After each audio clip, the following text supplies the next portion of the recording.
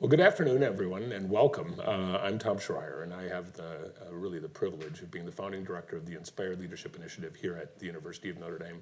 It is, for those of you that don't know, our program where people who've completed their traditional careers come back to the university for an academic year to discover, discern, and design the next act in their life. I want to sincerely thank all of you for joining us in this installment of our Inspiring Conversation series, which this year is centered around the topic of kinship. We've really been excited and humbled by the level of interest in our Inspiring Conversation series since we launched it in 2020. We've designed today's conversation to be as interactive as possible. And accordingly, we'll have a live Q&A session at the end with those of you that are here live, as well as for those of you that are joining us via live stream. So we really do hope that you'll find your experience as part of our community to be both engaging and inspiring. Before we start, I also want to take a moment to thank those who have put so much time and lent their talents to bring this program to life from its original conception. I'd like to particularly thank the Notre Dame Alumni Association for creating the amazing platform ThinkND, on which we broadcast this series. As I mentioned, later in the program, there will be an opportunity for question and answer session. It'll be facilitated for the in-person audience. I'll ask you to wait till the mic comes over to you for the benefit of those of you that are on live stream. And those of you that are on live stream, you will find below the video feed a link to a Google form, and you're welcome to send your questions in, and they'll be brought up to us. It's now my pleasure to introduce our guest this afternoon, John T. McGreevy. John is the Charles and Jill Fischer Provost and Francis A. McAnaney Professor of History here at Notre Dame. As Provost, John is Notre Dame's Chief Academic Officer, and he's responsible for the stewardship of the university's mission, serving as the principal representative of the Academy to both internal and external constituencies, and leading strategic academic initiatives on behalf of the university. John is a graduate of the University of Notre Dame, an acclaimed historian with a focus on both American and global religion and politics. He's authored 4 books that explore the people and impact of the Catholic Church. His most recent, right here, is Catholicism, A Global History from the French Revolution to Pope Francis, which was just published last September. During our conversation today, we will discuss his most recent book in the context of kinship, which we've been discussing throughout the series this academic year. John, thank you so much for being with us. It's great to be here. Thanks to you, and thanks to everyone in the audience, and thanks to your colleagues from ILI for putting this event on. I couldn't be more pleased. Yeah, well, it's really wonderful to have you. I thought I'd just kick off with kind of a general question to kind of get the conversation started here. And what caused you to be interested in the topic that you wrote about in your most recent book? Thanks. 2 reasons I wrote the book, and you do have to sort of justify writing a book of 400 pages, right? That's a big lift. And by the way, I'm going to hold it up again. Those of you, your Christmas shopping is over. If you want to buy it for Christmas. 2 reasons. The one was professional. As Tom mentioned, I'm a historian. I started out really focused on U.S. 19th and 20th century history, and did a lot of work on U.S. politics, actually, and still teach U.S. politics. It's a great time, by the way, to teach the history of American politics. And then I evolved into religious history, and it became clear to me that there was all this exciting work being done in the history of Catholicism. That wasn't always the case. Things move in and out of fashion in academic disciplines like everything else. But just in the last 20 years, there's been an explosion of literature on the history of Catholicism in China, the history of Catholicism in Uganda, the history of Catholicism in France.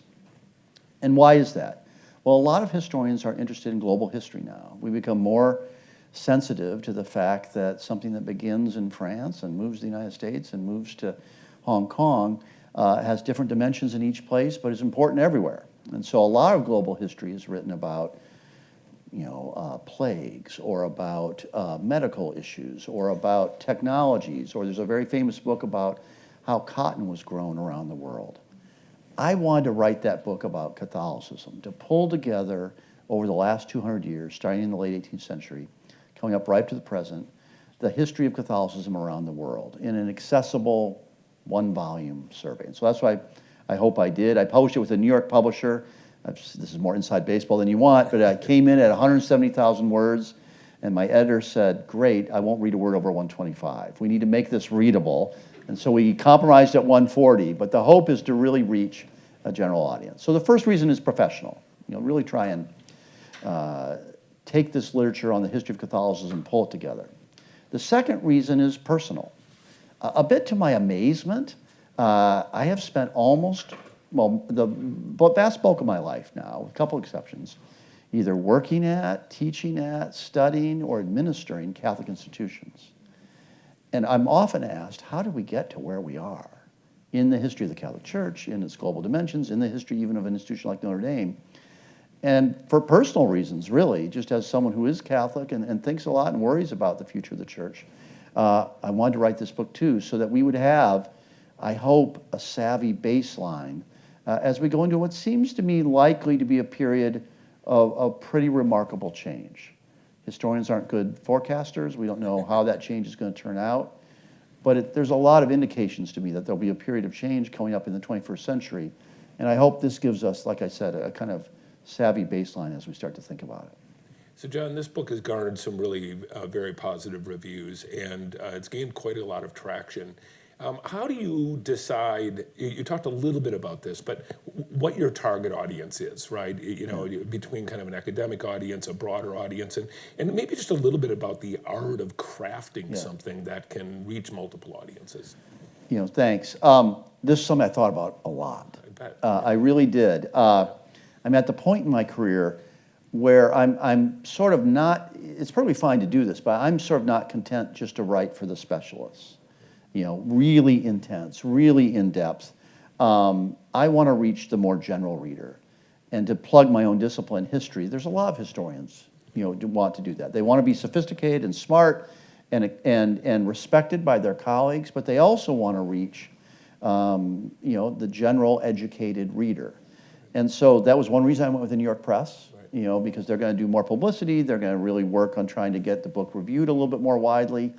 And they will do a lot more of that editorial work. And boy, I will say, working with my editor, Elaine Mason, if she sees this, hello to Elaine, she worked on it with me sentence by sentence. How can we make this as accessible to the general reader as possible? What that meant was there's a lot of narrative in the story.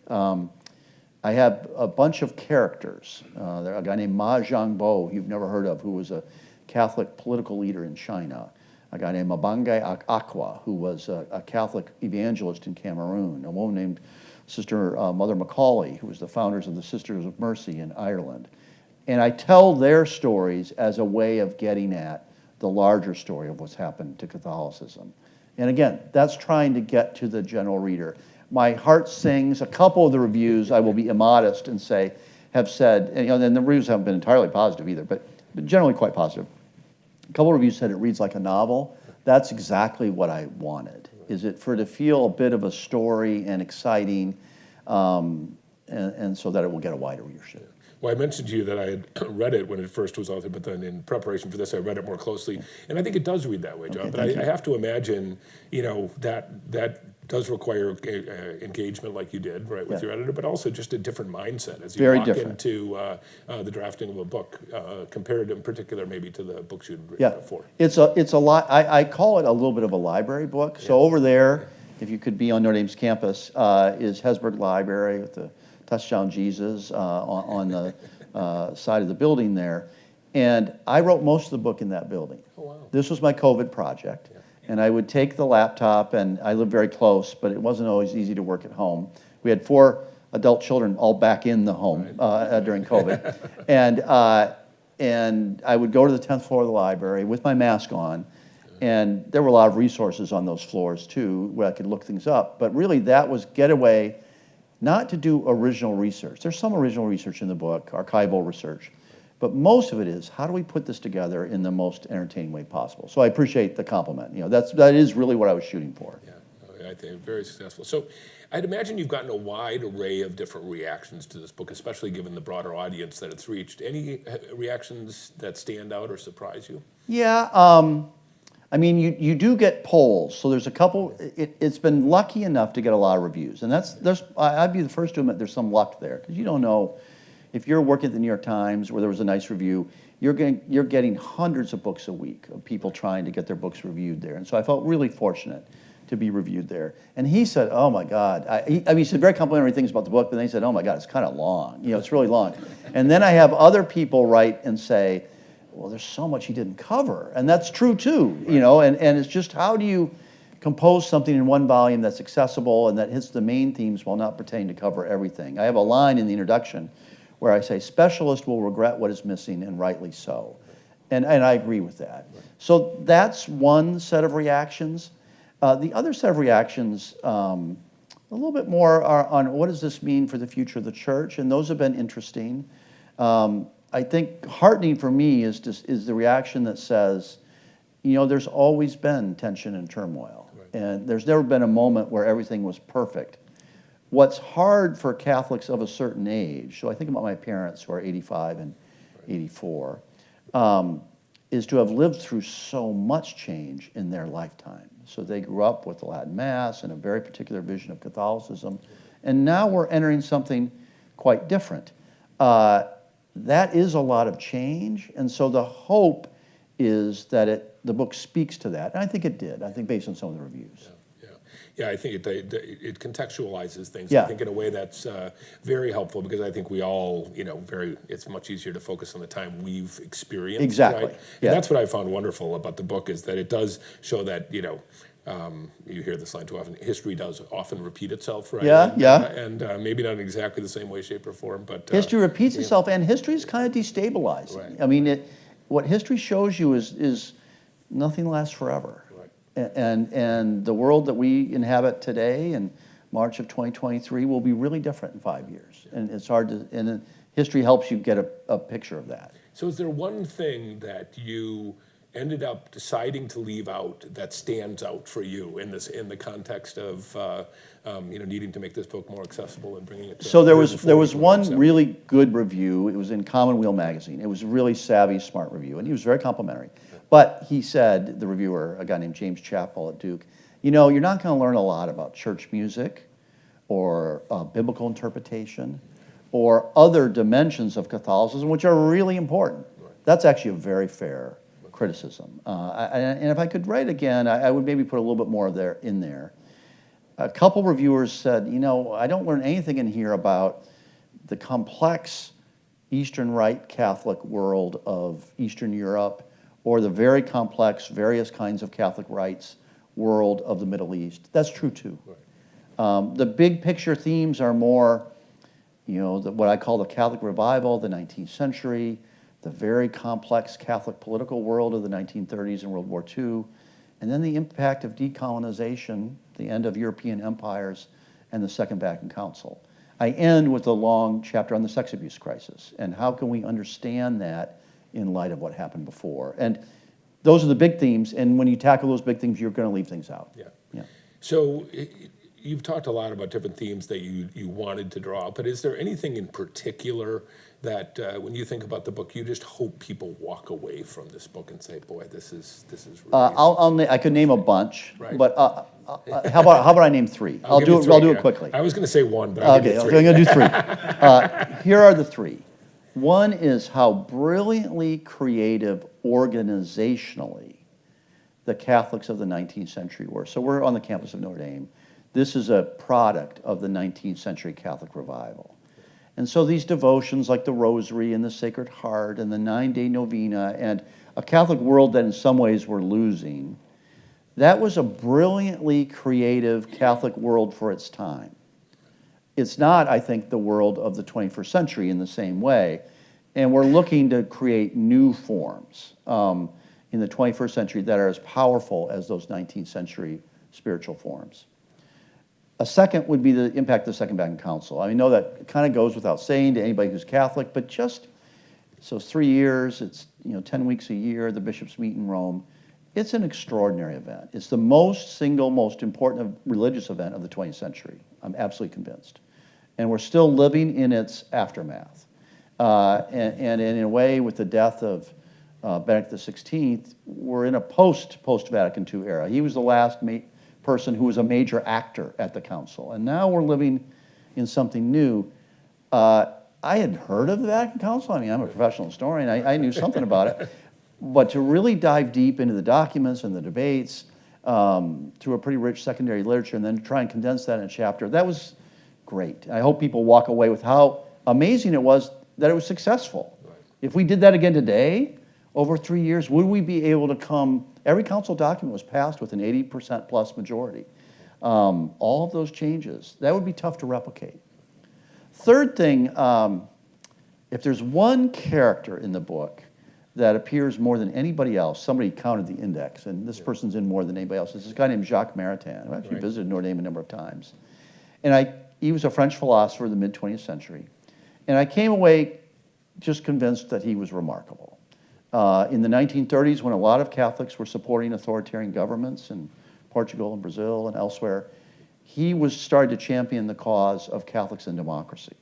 That democracy was the most Christian Catholic form of government. That was an unpopular view in the 1930s. It triumphs at the Second Vatican Council, but Maritain didn't know that was going to happen. Right. At the same time, he's writing about aesthetics and how we need to move away maybe from the pattern of neo-Gothic cathedrals and Lourdes devotions to something different. And so he was just hugely influential, and I came away thinking, I don't know if anybody out there wants to do this, but we need a great biography of Maritain. There isn't one, in my judgment. There's some good books, but there's nothing great. Now, the problem is he wrote about 100 letters a day. He was a very avid correspondent with a lot of different people. He never went a day when he was away from his wife where he didn't write her at least one 8 to 10 page letter in French in very cramped, small handwriting. So I'm just saying, it won't be easy, but amazing person. Oh, maybe that could be your next book. Well, I don't know. Yeah, I don't have time to do that now. Yeah, no, I'm quite certain that's true. So maybe to tie this together with the definition of kinship that we've been talking to this year, which, as we talked about, but for the benefit of the audience, we really have been taken by Greg Boyle, who's the person who works on the south side of Chicago with gang members. His definition that it's not serving the other, but being one with the other. Jesus was not a man for others, but he was one with him. I just love your reflections on kind of that definition of kinship and how it potentially ties to Catholicism and the history of Catholicism. It really does. If any of you are interested in Greg Boyle, maybe you've done this, go to YouTube and watch his speech at Notre Dame when he won the... Have you seen this? Yeah, I have seen it. It's unbelievable. So he's this Jesuit based in Los Angeles who's done a lot of work, as Tom said, with gang members, and they founded a restaurant, and it's a whole enterprise. Homeboy Industries is a huge enterprise. Anyway, it's a quite remarkable speech. What I would say is that it's almost hard to imagine a Greg Boyle before the Second Vatican Council. Oh, interesting. That is, what's his life work been? It's been engagement with the poor, engagement with the homeless, engagement with former criminals, released criminals. Now, of course, Catholics were doing all kinds of social service in the 19th and 20th century. What do I mean by that? Most of the Catholic social service in the 19th and 20th century was for poor Catholics. How can we help poor Catholics build institutions like Catholic schools? How can we build organizations that help and protect them? That was the primary orientation. There's nothing wrong with that. After the Vatican Council, one of the key messages, maybe the key message of the Second Vatican Council was Catholics need to engage with the world. It's no longer enough to build our own institutions, that's fine, but there needs to be deep engagement with the world. And the people at the council, remember it occurs between 62 and 65, they were all adults during the Second World War. And a lot of them were disappointed that Catholics had not done more to stop the rise of fascism in Europe. And they felt maybe something's missing. We have all these incredible Catholic institutions, but Mussolini comes to power in at least a significantly Catholic country in Italy. And what do we make of that?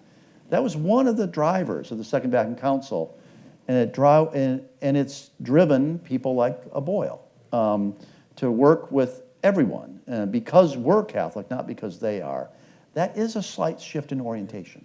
So it strikes me, John, that potentially also animates, and I'd love for you to talk a bit about this, your vision and strategy for this university, right? And maybe you could talk a little bit about, is there a parallel there in terms of how this university might direct its energies pre-Vatican Council and post-Vatican Council? Or maybe I'm just off base. But No. I think that's very fair. I mean, I would say The big difference there, of course, Father Hesburgh was who was president here from 1952 to 1987, huge proponent of the Second Vatican Council.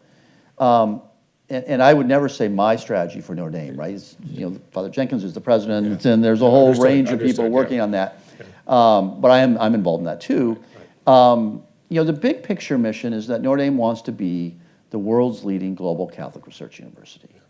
And as good as the really famous research universities like Princeton or Chicago or Duke or Stanford, that are also private, but they're really excellent in many ways. We don't need another Duke or another Princeton or another Chicago. We need a really great Notre Dame. And that's a really distinctive mission. Most places actually can't state their mission as clearly as we can at Notre Dame. Doesn't mean we've realized that mission, doesn't mean we're there. But the idea of being the global Catholic research university and as good as the other great private research universities, that's a fairly concise thing. Well, how do you do that?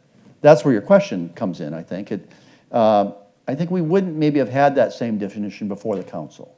It would have been a little bit more internal to the Catholic world in the United States. Now, Notre Dame was so different. What they accomplished at Notre Dame in the 50s and 60s with almost no money is unbelievable. How good and it's humbling for everyone here now to realize at a moment when we have a lot of resources, we've been blessed with that. Look what they accomplished with not that much. And what are we going to accomplish with more? So that's humbling. But part of that vision is engagement with the world. Right. Well, yeah, it just really struck me in the earlier commentary how there's a really interesting parallel. Yes, there really is. It's fascinating there. So maybe shifting a little bit, in your book you write about Saint Bernadette and her vision of Mary, which who's of course Mary, of course, being an individual who's very important here at this institution. But building grottos to show the Catholic Church is really a truly universal church, the most global institution in the world. And a little bit of this gets, at least in my mind, to this idea of Catholic, both in its institutional big C context and also in its universal little c context. Maybe a little bit about kind of how that plays into the history you're thinking around the church and Catholicism broadly. Yeah, I'd say two things. One, if you walk 5 minutes from here, there's a Lourdes grotto. Right. And we tend to kind of associate that. That's a Notre Dame thing. But one thing I learned getting ready for this book is, of course, it's not a Notre Dame thing. It's part of that 19th century Catholic piety. Mary appears to Bernadette at Lourdes. Remember, Bernadette is an utterly impoverished 14-year-old girl in this utterly remote town in the Pyrenees Mountains in France. And within a generation, 30 years, so it's 1858 when she appears, 30 years later, there are 250,000 people a year going by train, which has been built for this purpose, to Lourdes out of devotion. And there are Lourdes grottos everywhere. And it shows you how quickly, with technologies like the railroad and the printing press and newspapers, these devotions could spread. And so Father Sorin, who was the founder of Notre Dame, became a devotee of Lourdes. He went back to France 30 times in the time he was at Notre Dame. He came here in 1842. He dies in the 1890s. 30 times. Takes the boat, this is a long haul, back to France.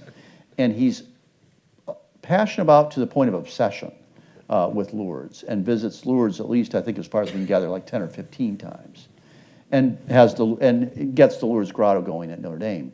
Well, he wasn't actually that unusual. That was a global devotion. If you go to Vietnam, if you go to Uganda, if you go to Cairo right now, there are Lourdes grottos. Okay, that was that amazing global creative period. Again, that point of the Catholic Church is the most multilingual, multicultural institution in the world. Now, how do you think about that? I mean, I don't know if I have a great answer for it, but I do return to, in some ways, I don't think we have the same global forms of piety. It's a little bit different than it was in the 19th century. And why do you think that is? I mean, is it just because the nature of how people engage has changed? Is it because there's a different form of leadership? What is your thinking about that, based on It's a great, somebody should say that. It's a great question. Part of it is,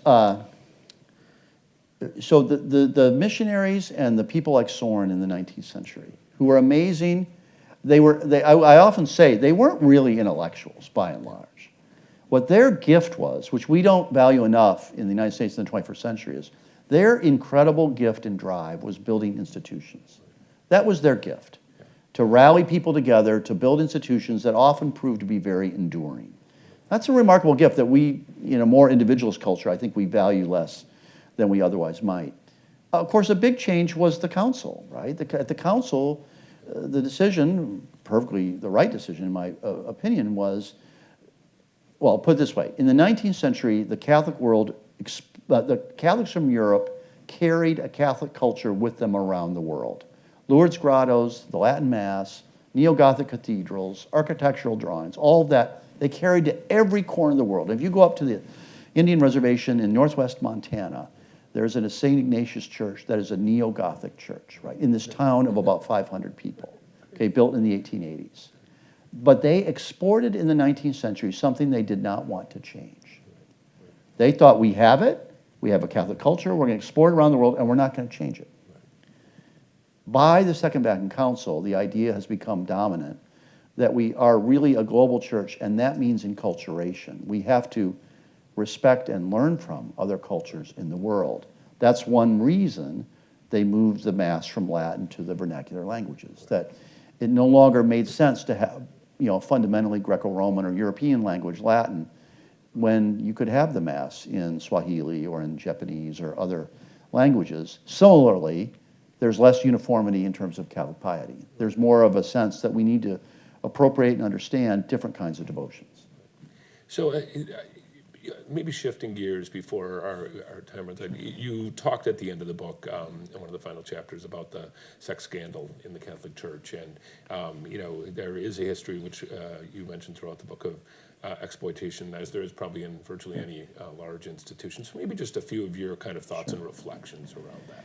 The first thing I'll say is we're in early days of historians grappling with the sex abuse crisis, and it's going to be a growth area, sadly. I mean, there's so much to study and so much to learn from, and the very fact of all these legal proceedings has led to an avalanche of documents. My colleague Kathy Cummings, who's a fabulous historian, is working on this. What I think I learned from the book, though, is that some of the same things that made Catholicism so potent and powerful in the 19th, 20th century, when a lot of people thought Catholicism was going to fade away. It's a very weak institutionally after the French Revolution, the chaos of the French Revolution. Exactly the opposite happened. It became much more vibrant, much stronger organizationally and even intellectually. Some of the same things that made it strong left it vulnerable, not so much to sexual abuse. Sexual abuse, we learn, over the last generation has become sensitized to this. It occurs tremendously in families. It occurs in lots of different institutions. We don't have a lot of evidence that more sexual abuse occurred within Catholicism than it did in the Boy Scouts and all kinds of institutions, especially where vulnerable young people are working with adults. What I do think is distinctive is the cover-up. That is, the sense that the church, above all, needed to be protected. We have to protect the institution in a very hierarchical model where there's not much representation or voice. For example, at the height of the sexual abuse, as we learn now in the 60s and 70s when there were the most cases, there are almost no women decision makers in sexual abuse. And so the idea that priests would be moved from parish to parish, the idea that, well, the worst thing we can do is make public the fact that there was a sexual abuser. We protect the reputation of the institution at all costs.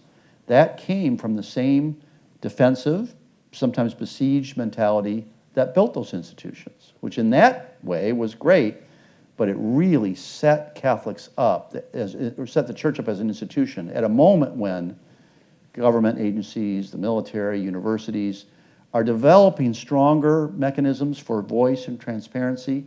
Catholicism didn't have those. In retrospect, a catastrophe waiting to happen. Didn't see it so much at the time.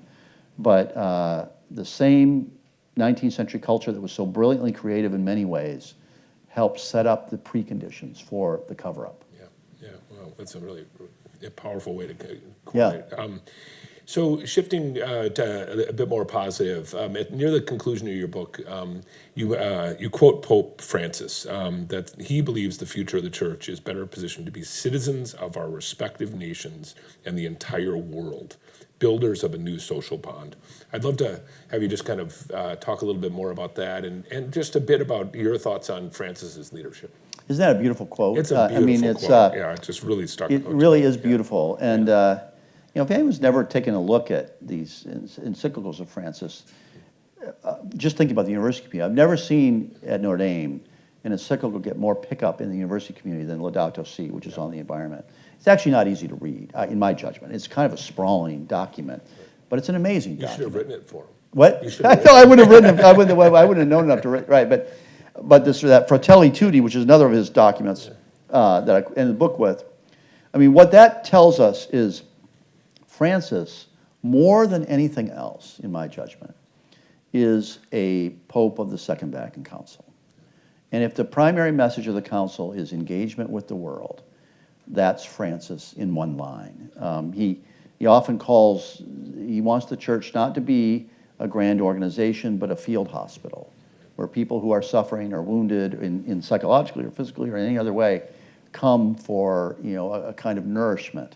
And that's how he views the church, and that's why when he travels, he often goes to countries where Christians are a tiny minority, or he was just in South Sudan, the poorest country of the world, or when he appoints cardinals, he often appoints them from what we would think of, well, why isn't the cardinal coming from New York or Chicago or Mexico City, but he appoints them from tiny little places on the Arabian Peninsula or in the Pacific Ocean, because he wants the church, he recognizes how multicultural, multilingual, and global the church is.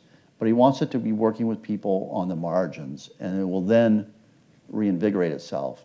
Kind of interestingly, I don't know if you met these people when they're on campus, this week there was a group of people from a project he has specifically authorized to try and develop a Catholic university in the Amazon. 11 different countries, a region that's bigger than Europe in the Amazon, very few educational institutions. And so a lot of people would say, well, we're not going to worry about that. But for Francis, that's a priority number one. How can we think about how Catholics can serve and assist and help develop while not being condescending toward the people of that vast region? And so a group of people involved in that project, specifically delegated by him, were on campus this week, and Notre Dame will try and help in its way and learn from the other people involved. Yeah, our next Inspiring Conversation speaker and a good friend, Father Dan, right. and I were chatting about You have to ask him about this. I will. I'll definitely ask him about it. But what strikes me about what you said is where it's very memorable for me where his first visit was, which was to the site of a shipwreck of migrants. Right. So in a global church with millions of adherents, to focus in on a small subset like that and highlight it and visit there, I think that very much illustrates what you're saying. I think in the power of kind of how he views his ministry is it's to that. And his personal style too, right? He's I've certainly never met him, but he seems to be a person of utterly without pretense. And carrying his own luggage, staying at where he lives is actually not the sort of more grand papal residence, but the little hotel where they have guests. And he has a room, as we're told, that's no bigger really than this room right here, on this corner of this room. And so that's part of his ethos as well. Yeah, very powerful. Well, before we move to questions, which we'll do in just a couple minutes, I'm quite confident I did not ask something I perhaps should have. Is there something you'd love to talk about that I didn't No, mention? not at all. Let's go to questions. And the questions can really be anything about the book or Notre Dame or anything else. So happy to have the conversation. Yep. So we'll open it up to here live, and then other questions that came through, you're welcome to bring up. What's the question? Bill? Greg? Thank you for being with us, John. My colleagues won't be surprised that I'll want to ask about the Second Vatican Council. Sure. From a historian's standpoint, the council made a dramatic impact on the church. Some would say now there's been some regression from some of the reforms and the advances the council made. Do you foresee from a historical perspective something of that magnitude having a kind of ebb and flow over time where the council may diminish or even regress in its application of principles, and then may have experience a resurgence. Is there historical evidence for that sort of thing, or is your sense in studying it that that could be likely? Yes, the answer is to all the above, yes, because this isn't really my area of expertise, but the people who study church councils through history, they often have a kind of tagline, it takes 100 years to fully absorb a council. And I think, so we're 60 years out from the Second Vatican Council, and that seems like that will probably be right. I do think Francis's papacy is a sort of new reset of interpretation of the council. That is, obviously there aren't new documents, but he's sort of going back and emphasizing, especially the last conciliar document, which is called Gaudium et Spes, Faith and Hope, and about engagement with the world. And so what we were just talking about, I think that's where Francis sees the council in particular. But he is utterly committed to those documents. Now, John Paul II and Benedict XVI were too, and they were active participants in the council. And so they had personal memory too. Francis was not. But there's a somewhat different interpretation. I mean, it's not out of whack with Benedict XVI or John Paul II, but it's a kind of different angle.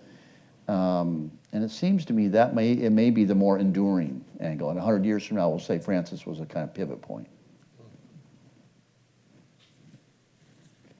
Tim?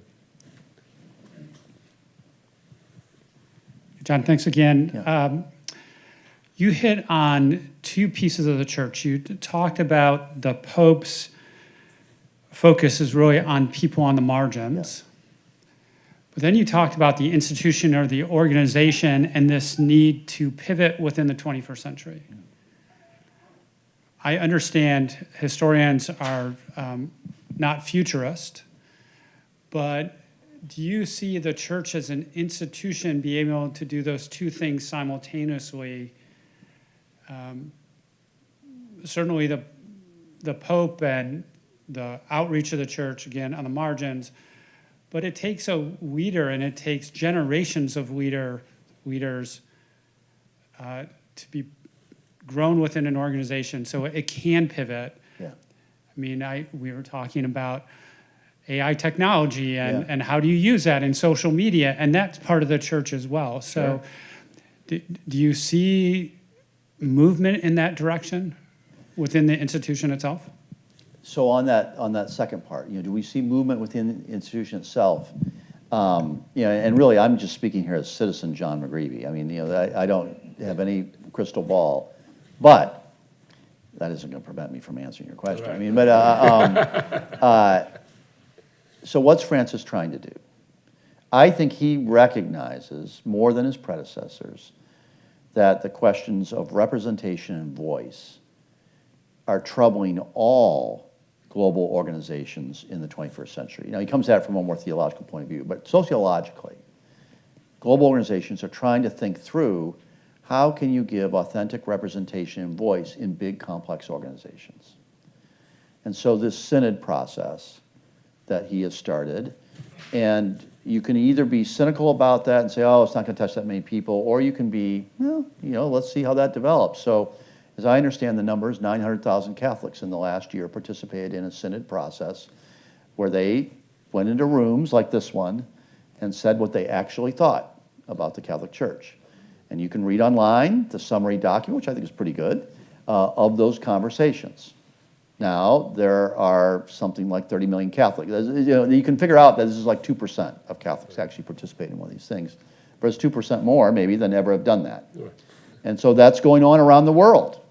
Here's a question for you, Tim. American Catholics are what percentage of the world's Catholics? Not that much. Like 5%. Okay. So our obsessions as American Catholics, if you're from the United States here, if you're sitting in Pope Francis' shoes, well, that's 5% of the people. And there are more Catholics going to church on Sunday in Nigeria this Sunday than there will be in France and Spain combined. So all of that is going into how they think about it. If I were to say one thing that has to change for the organization to flourish in the 21st century, it would be women's voice. How do we get more women into leadership, more women's voices? There's a very complicated theological question around ordination. I can bracket that for a second. Important question. But just the whole question of women's voice seems to me, I don't see how you have success in the 21st century without that. Another important question will be, Catholic Church will be, if you think about, again, big global organizations, the United Nations, the European Union, the Chinese Communist Party, whatever, this is going to be an organization that will be run in our lifetimes primarily by people from the global south. The average Catholic in the world today is a person of color living in the global south. Well, what does that mean? You know, that's going to be kind of a new thing. People from the global south, and by that I don't mean Australia, but I mean the poor part of the global south, the more poor, haven't been running these global organizations generally, and that will be a new thing too. So those are the challenges, and Francis, I think, is saying we need a process where we can have more dialogue about what do people who are ordinary Catholics think, and how can leaders respond to that. He's very careful to say this is not a parliament where we vote and decide an issue necessarily that way. It is a conversation. But even that's new. Now, the idea came up at the Second Vatican Council, and they talked about it just for bishops from around the world to have consultation. But Francis has said, no, this should be all Catholics, including lay people, including women, and they're all participating. So it's going to be interesting. They're all coming to Rome in 2023 and 2024. Is this going to be a really big deal like the Second Vatican Council, or is it going to be not a big deal, or somewhere in between? I have no idea. But it's different. It's really different. Other questions here? Emily, do you have questions? Okay. Okay, go ahead, Jen. Yeah, whatever you said today is amazing, and it's giving me a lot of thinking to do. But I want to ask one question. Is that working? Okay. Coming here almost changed me more than ever, like 180%. This is a different place, and the most different than I ever can imagine. And listening to you, a lot of people every day. But when I go outside, when I look at everything else in the world, and then my mind is started to Jesus. I mean, I cannot understand even worse that in my mind. But my question is, whatever we hear here, and whatever we see outside, why they are so different, it's more different today than what you said last time to us, more divided than 1960s. Yeah. Today in the U.S. and the whole world would be like that. Though materially we are better off, but other than that, we are kind of worse off in a lot of ways. That you said to me, I don't forget. But why people here are so idealistic, and when they become somebody like when they have power, they become different person. They seem to preach the same thing. They believe the same thing. They belong to the same community. Actually, when you dig deep enough privately as a real person, but when they are in power, they behave differently. Why is that? Power corrupt people? Why the meaning of a real person can change so much from here to there? If you imagine you could be in the White House, are you going to be a different person than you are in here? So it's, a little more personally speaking. Okay, thank you. Well, thank you.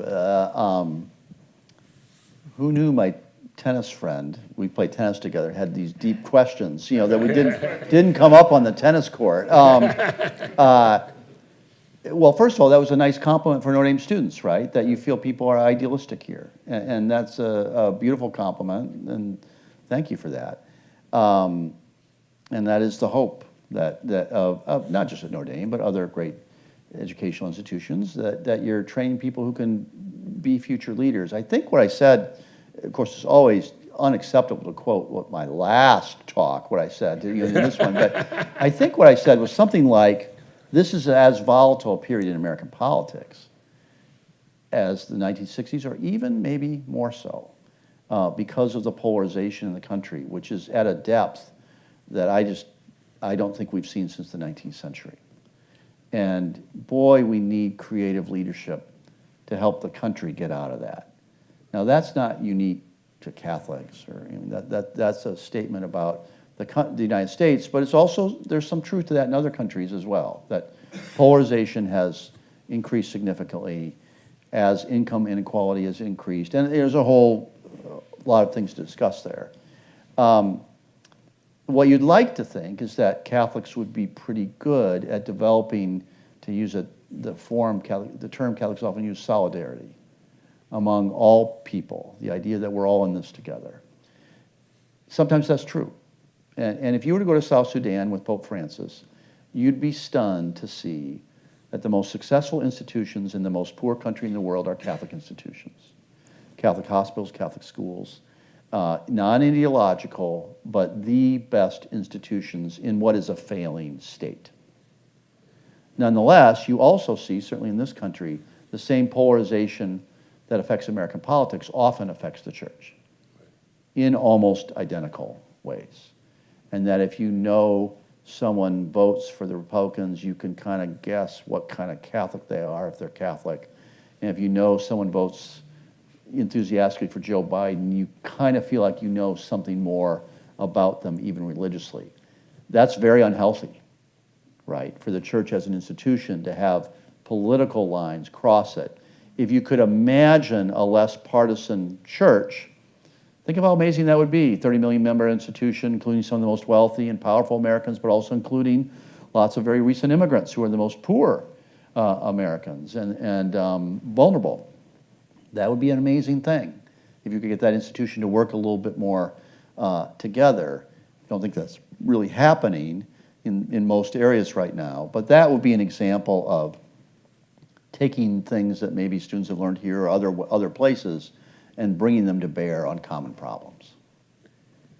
So, John, before we close, I think it'd be interesting to just give you the opportunity to reflect a little bit on the students here, right? Yeah. On this institution, and a little bit on, as you look at it from the academic perspective, and you think about kind of the strategy that you oversee.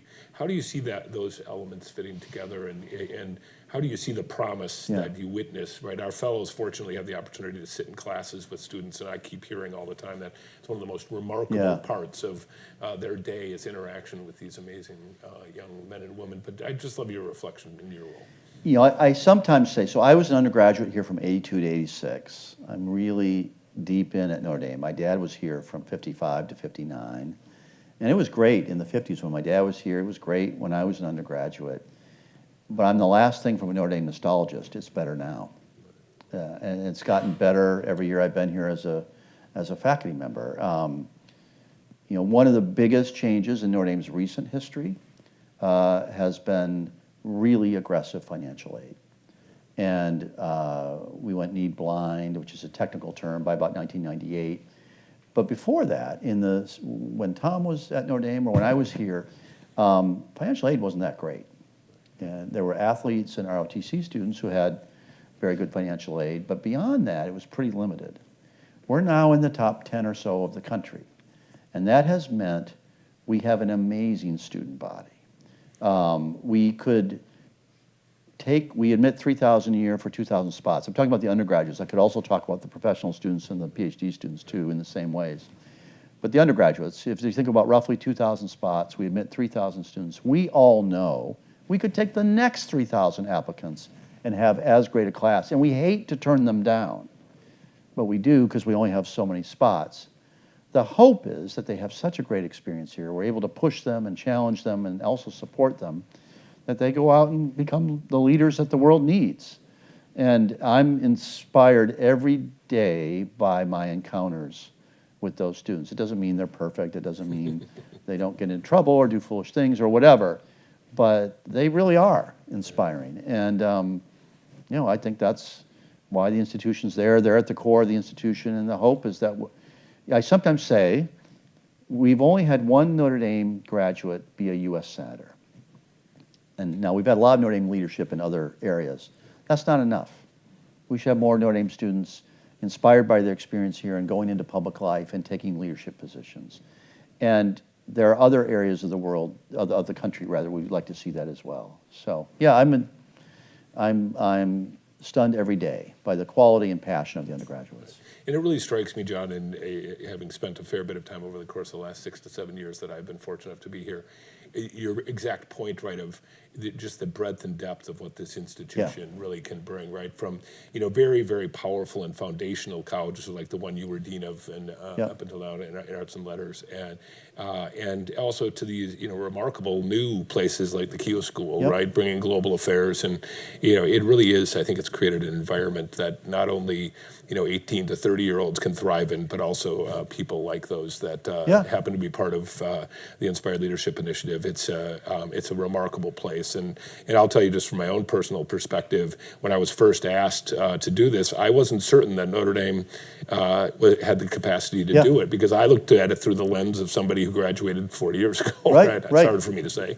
But and now looking at it through the lens of someone who's been here, it's remarkable. I think it's well on its way, hopefully, to achieving the mission that you stated at the beginning, and it's a testament, I think, to the leadership here, like yourself. So, I'll finish by saying thank you, for your leadership, for joining us here today, for the wonderful book and contribution to our understanding of a church that we all hold dear. And do you have any final words you'd like to offer before wrap up? How much fun this was. What a fun conversation, and thanks to Tom. And I will just say thanks to Tom for his leadership of this initiative.